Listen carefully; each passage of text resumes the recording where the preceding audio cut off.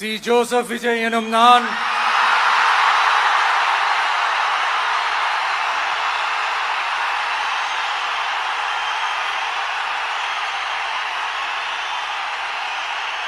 சட்டப்படி அமைக்கப்பெற்ற இந்திய அரசியல் அமைப்பின்பால் உண்மையான நம்பிக்கையும் மாறா பற்றும் கொண்டிருப்பேன் என்றும் இந்திய நாட்டின் ஒப்பில்லாத முழு முதல் ஆட்சியையும் ஒருமையையும் நிலை நிறுத்துவேன் என்றும்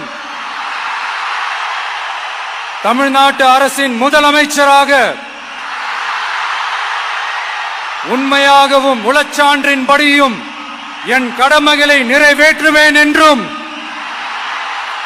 அரசியல் அமைப்பிற்கும் சட்டத்திற்கும் இணங்க அச்சமும் ஒருதலை சார்பும் இன்றி விருப்பு வெறுப்பை விலக்கி பலதரப்பட்ட மக்கள் அனைவருக்கும் நேர்மையானதை செய்வேன் என்றும் ஆண்டவன் மீது ஆணையிட்டு உறுதிமொழிகிறேன்.